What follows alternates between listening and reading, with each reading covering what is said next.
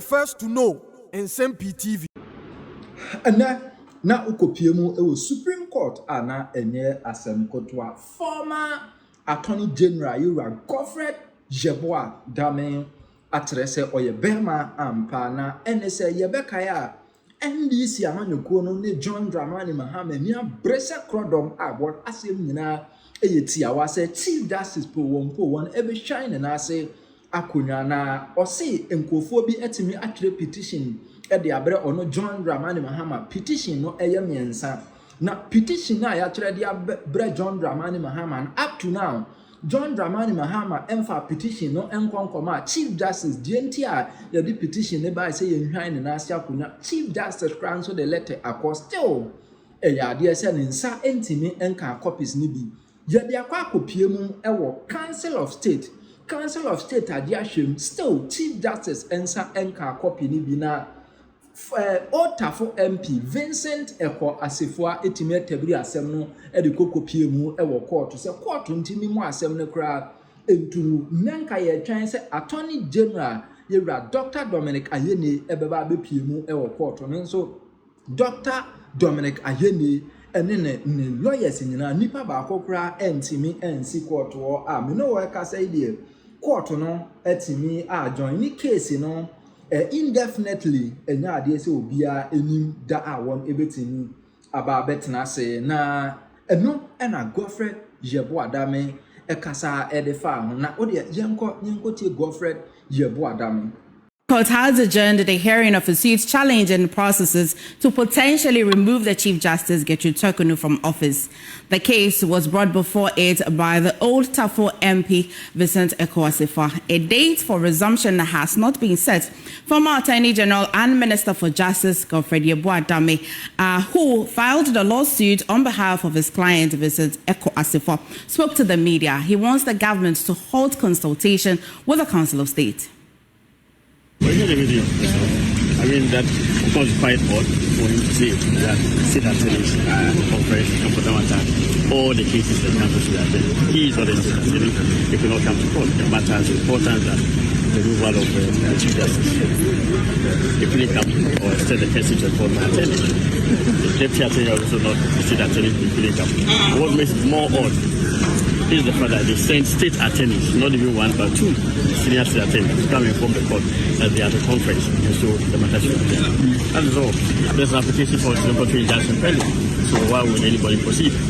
I find it quite interesting, quite odd. It is the height of a disregard for the rule of law if they proceed in that manner. It's not my expectation. It's the expectation of the law.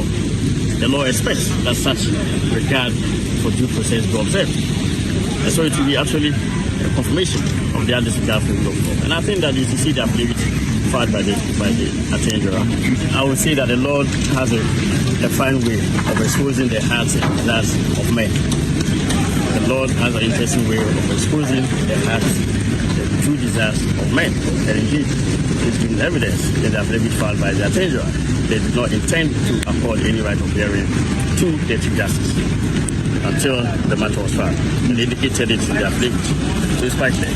I'll leave it at that. The merits determined by the court will argue in court. Thank you.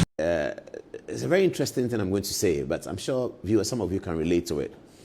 You see, at the end of the day, when I look at Felix and the problem that this whole press conference and the contest with Team for Joe on veracity and who is telling the truth and all that, because of the work that I do, I mean, it's difficult to convince you viewers, but it's true. I still feel something in me. There's something in me that still feels sorry for him. And I explain. You see, Arsenal have just beaten Real Madrid 3-0 there. If you're a goalkeeper for Real Madrid, or you're a goalkeeper for Arsenal won the game, you're a goalkeeper for Arsenal, and the Real Madrid goalkeeper makes a horrendous error. He's holding the ball, he's not able to hold, it slips in. You are happy that Real Madrid you're happy that Arsenal has won, has gotten a goal up. But as a goalkeeper, you actually sympathize with the Real Madrid goalkeeper. It's like that. You feel sorry for him, say, ooh, why did he do that? That's how I feel for Felix. I feel like, this is a very difficult job.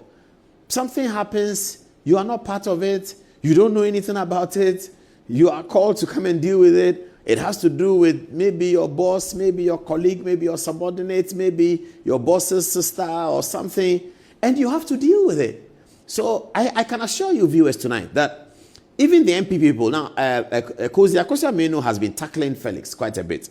But given that she's also a communicator, I can assure you that deep down inside her somewhere, she feels sorry for Felix. That, what happened?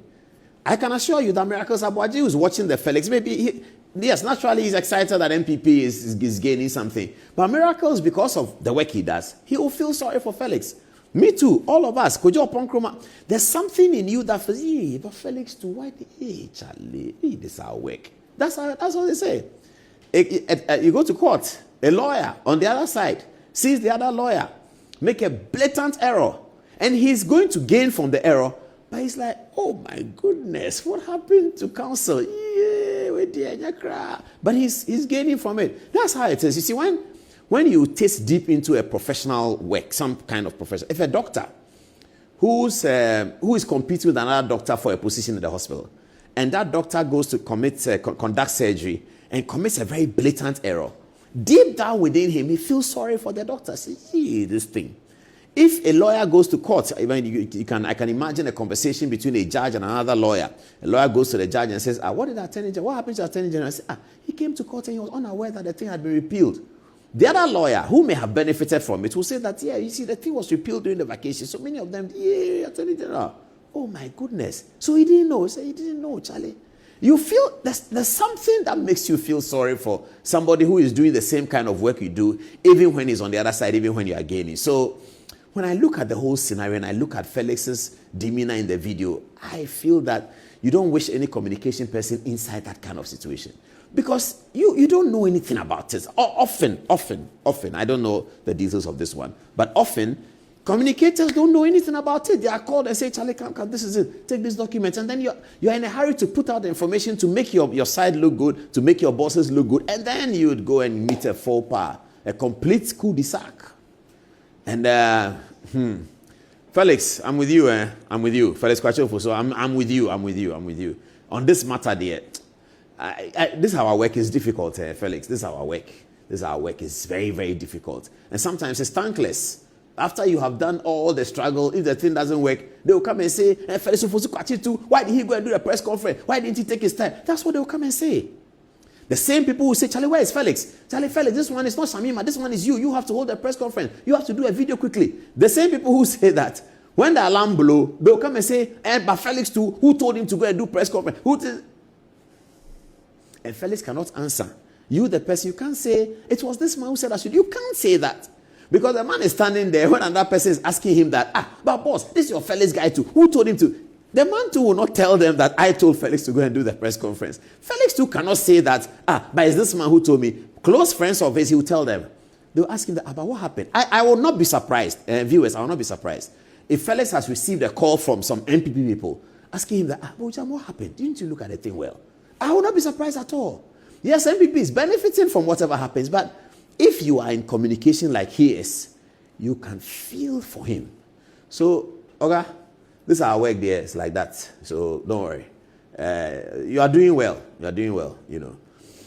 I'll show you a story tonight where NDC bloggers are blaming Felix Kwachofo for I think he remunerated bloggers to do the story, which is okay. I don't see any problem with that. And in remunerating the bloggers to do the story, he remunerated all bloggers, entertainment bloggers. Apparently, the bloggers know that this is MPP blogger and this is NDC blogger. I remember when we were launching the book, and I said, how many bloggers are we going to do? How much are they going to charge? And then the guy who was organizing it for me, somebody you know, I mentioned his name, told me that, but Paulus, these are NDC bloggers. I said, but we are launching a book. It doesn't matter whether they're NDC or the MPP. They just have to tell the story of the book. That's about it. So let them come. And we remunerated them. So, I mean, when you want to remunerate bloggers, you remunerate all of them at the same time. I think that's what Felix did.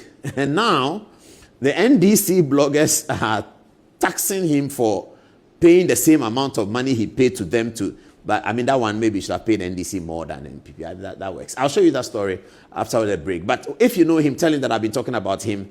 I have him in my... Last Saturday, I had a very unpleasant experience. Typically, I shouldn't be sharing it, but because it has to do with Good Evening Ghana, I'm going to share it to you. This is the Kumasi International Airport, Prempeh the First. International Airport. And I happened to be there on Saturday. So I had gone for a funeral and in the Bonahafo areas, and we're coming back so through Kumasi, and then I got there to get a flight on Africa World, one of the hard-working domestic carriers. And so as I got into the airport, and I know there are a few people there, once people started coming around, we were talking. There was one very senior member of parliament over there. So we were talking, and then there was another important NDC appointee who was also there. So the conversation was naturally politics. And then a man walks in whom I don't know. Now I know, I've been told who he is, but I don't know him. So he came and they were talking, and he said, he shook hands with the MP and then the NDC appointee. And then he said, pointing to me, as for this guy, we should beat him. I said, hey, who's this? He said, we should beat you. And I said, well, who are you going to beat? Beat for what? So I thought he was joking. I said, oh, who are you going to beat somebody for what? He said, you think that, who do you think you are? If this is Nigeria, you can, NDC is in power and you are still on TV. You're a foolish boy. We'll beat you, we'll beat your children. That's your mother at Makola. I know the shop. I'm going to slap her. I said, who is this? Everybody was beckoning me, don't mind him, don't mind him, don't mind him, don't mind him. So it was going on. We'll beat you. So the member of parliament took him away. I said, let's go. Oh, he won't go. He was beckoning towards me. We will see, we'll slap you. You can be on TV and be talking foolish. You think that if this is Nigeria, you think you'll be alive and be on TV and be talking nonsense? Anyway, so this is the photograph that we got of him. This is the guy. Look at him. This is him. This is the guy. Our investigations turn out that he's called Nana Poku and he's a presidential staffer. You know, let me show you the other photographs of him. So this is him when he arrived with his back to me after he had made the initial comments of I'll beat you, I'll beat you. This is the NDC appointee that I don't want to show you. And then this is the hand that is holding his hand is the member of parliament who was trying to calm him down. And then eventually the member of parliament tried to drive him out. And this is him still looking at me and still shouting, we'll beat you, we'll beat your mother. You have an auntie in a doom market. I'll go and slap her. And he was talking, we'll beat your children. I said, Everybody was beckoning, we don't mind him, don't mind. Look at his face. Put his face, please, put his face on, let them see. Apparently, it's called Nana Poku. He's a presidential staffer at Jubilee House. I don't know what has become of these people. You think if this is Nigeria, you'll be here. I don't know I don't know whether they've gone to Nigeria to live there. But this is him. Presidential staffer will beat your mother, will beat you. This is the guy. So we took the photographs of him very quickly. Everybody was looking at him.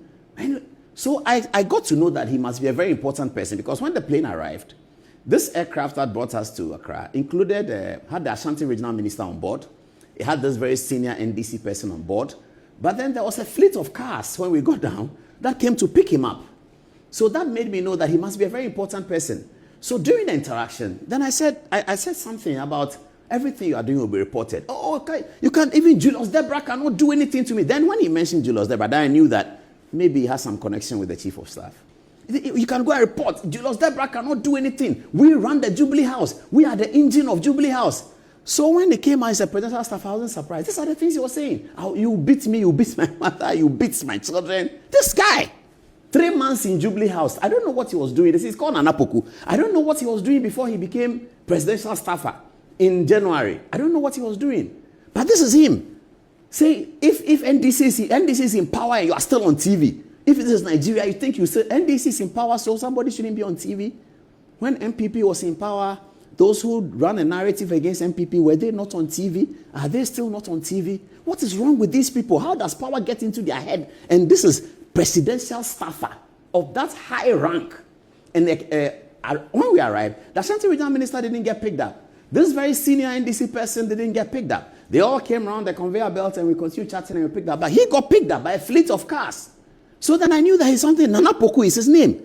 As we put the we have reported this, of course. We've certainly, it's a major threat. So we've reported it to the authorities. And during the conversation, they said that this guy is Nana Poku. They said a few things about him this afternoon when I went to make the report. But that one, I won't say it. And I'm hoping that the investigations will be conducted thoroughly. And I'll report to you viewers what they say. But this is the guy, Nana Poku. I'll beat you. I'll beat your mother. Mother? Are you really serious? What is wrong? And then he starts, we are the engine. He said he's the engine of Jubilee House. He said, Nana Poku, he's the engine of Jubilee House. That Julius Debra cannot, if I think I'm going to report to Julius Debra cannot do anything to him. But, I mean, when I saw the fleet of cars that picked him from the tarmac, and the Ashanti Regional Minister was not picked up that way, and the very senior government appointee was not picked up that way, then I suspected, hey, then the guy is some very big man. So when I went this afternoon to report by lawyers, and then they looked and said, oh, this is Nana Poku. I said, who is that? They said, he's a presidential staffer or something like that. He's in the Jubilee House. That is him. This is when he was being led away, and he was still looking at me. He saw that I was photographing. He was still looking at me. And menacingly, the guy was taking him away. That it's okay, go out. He won't go away. We'll beat your children. We'll beat your mother. I mean, really? Is that what this country has become? Akufo-Addo was president over there. People were talking about him every day on morning show. Every day. Did any NPP person see and say, we'll beat your mother, we'll beat you? And I mean, the NDC people that were there, I thought they were more senior to him. But when the car came to pick him up, a fleet of cars came to pick him from an Africa World, Accra Kumasi plane. He can't go to the conveyor belt to take his bag like the Ashanti Regional Minister was doing. So when we were walking up, I got to the conversation with the Ashanti Regional Minister, and I was whispering to him. I was telling him that those seats that his people cannot get, he should support some of us who are his Ashanti relatives to get it. Then he laughed. He said, Paul Adumoche, what seat are you looking for? I said, no, I'm not looking for any seat. He said, no, tell me. I said, no, I'm not looking for any seat. I'm just saying that some of the seats, your people can't get it, so you have to support us. And we joked about it. And he said, who told you we can't get it? We have moved from 34%. Next time we are getting 50 in Ashanti. And then we all laughed it off. These are reasonable people. This is Ashanti Regional Minister, one of the most popular ministers of John Mahama so far. He didn't go, a fleet of cars didn't come and pick him. This guy, this Nana Poku guy, who has such misbehavior tendencies, rather had a fleet of cars that came to pick him up. The Ashanti Regional Minister went there and took his luggage with us. The senior NDC appointee went there and took his luggage with us. There was another NDC appointee whom I don't know, but I could see that because of the pageantry around him, I could see he's an important person. And then they all left. But he was picked up with a fleet of cars. And this is the guy who is telling me, if you are in Nigeria, NDC cannot be empowering you on TV and that. He said he's the engine of Jubilee House. I don't know whether Jubilee House is now an automobile that has an engine and it has tire and it has bonnet. And he said he's the engine, bragging loudly, I'm the engine of Jubilee House. This guy, Nana Poku, this is him. Look at him. I wonder what he has done with his life before. I don't know him, but I wonder. But if you've done something with your life, you won't see a news reporter and be threatening him that if NDC is in power, you cannot be until he will beat you. Beat in 2025. His response to criticism of the NDC on television is to beat, and not just you, but your mother. Because he says he knows where my mother's shop is. My mother's shop has been in Makola for the last 45 years. Everybody knows that. So it's easy for people to know that. And my mother talks about me every day. So it's easy. Then we'll go and beat her up. I mean, how? He said, do you know how many policemen I can bring to your house? Either your house attention, I'll bring policemen. I said, hey. Everybody was looking at me and beckoning me, don't mind him, don't mind him, don't mind him, don't mind everybody, don't mind him. This member of parliament was drawing, very senior member of parliament was drawing him away. That though it's okay, he won't listen. He will beat. Anyway, I don't know why people do that. But I don't think that Julius Debra and John Mahama think like that. They are seasoned politicians. And I really hope that every political party can have some of these people. I really hope that they can do something about people like that. I was going to use a word for him, but I won't because it's okay. I wrote my statement. They are dealing with it. They will look at it. I really hope that people like that are spoken with. They are spoken with. That you can't do that. You are a presidential staffer of the office of the president. You meet a journalist at the airport and you say, I will beat you. I will beat your mother. And I'm the engine of Jubilee House. I can bring policemen to your house. Julius Debra cannot do anything. You can go and report to Julius Debra. He can't do anything. This guy can talk like that. But when I saw the fleet of cars that came to pick him from the tarmac without the Ashanti Regional Minister, who is a senior member of the government, I knew that maybe he's some very, very important person. Uncle Julius and President Mahama, good evening. Okay, so give them the montage. The montage for Julius Debra and President John Dramani Mahama, the NDC montage. Let's give it to them.